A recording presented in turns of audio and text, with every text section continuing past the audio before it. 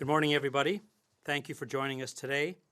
My name is Martin Limas, and I'm the Vice President of Government and Stakeholder Relations for the Heating, Refrigeration and Air Conditioning Institute of Canada, or HRAI. HRAI represents Canada's HVACR industry.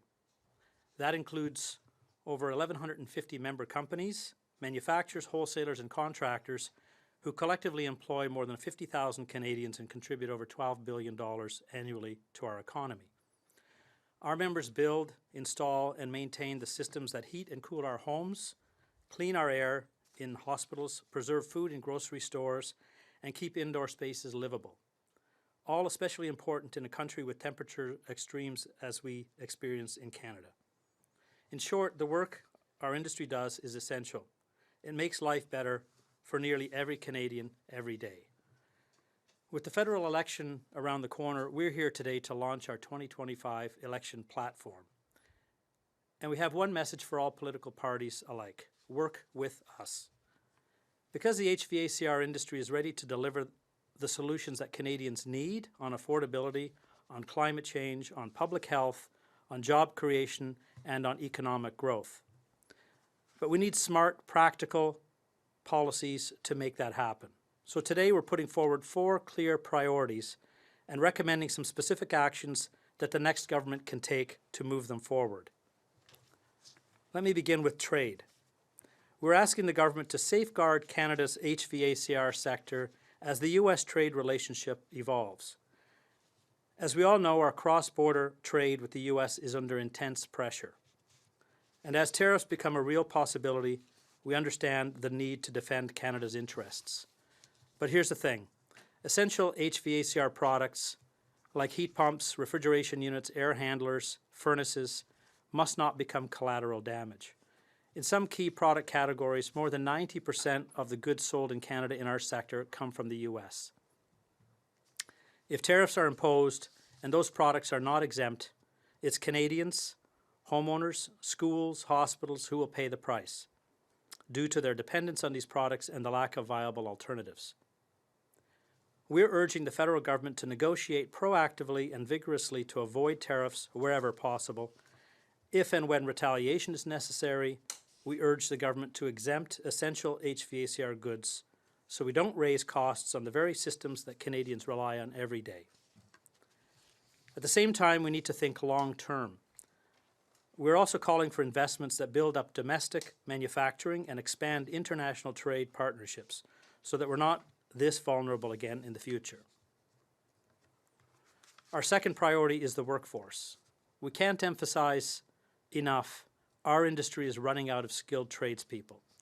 If we're serious about meeting Canada's net zero goals and scaling up clean technologies like cold climate heat pumps, we will need more workers, a lot more. According to Build Force Canada, we will need to nearly quadruple the HVACR workforce by 2030. While this will be an enormous challenge, it's also an opportunity. We're asking for $100 million of federal retraining funds over the next decade to help workers upskill, to help employers train, to ensure that we have the people we need to install the systems that will power a low-carbon future. We're also calling for the federal government to support the creation of a national residential HVACR certification, a Red Seal type program that will help provinces certify 5,000 new HVACR professionals by 2030. We have the technology, we need the people.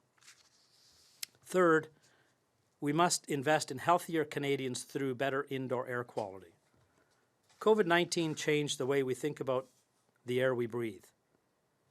Canadians want and expect safer indoor environments in homes, in classrooms, in offices, and in healthcare facilities. The HVACR industry can deliver that, but we need a federal partner.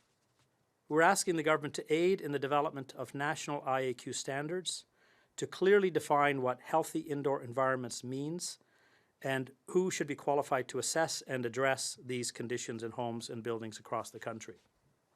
We're also proposing a public awareness campaign to help everyday Canadians to understand which technologies are proven and which ones are just marketing hype.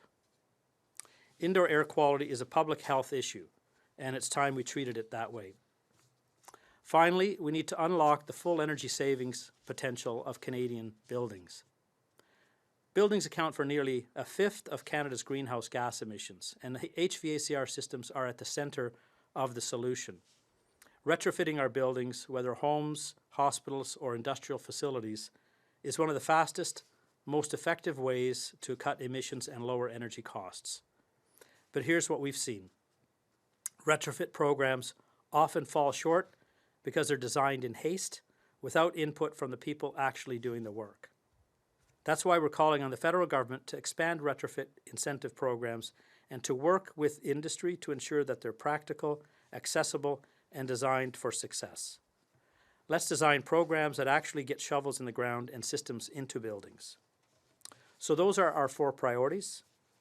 1, protect essential HVACR goods in our evolving trade relationship with the United States. 2, strengthen Canada's skilled trades through strategic workforce investment.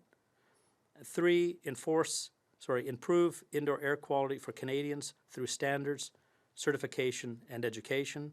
And finally, support building retrofits that reduce emissions and lower energy costs. Each of these priorities addresses a real national challenge. Each offers a clear, actionable path forward. And in every case, HRAI and its members are ready to lead. In closing, I'll say this. We are not asking for handouts. We're offering solutions.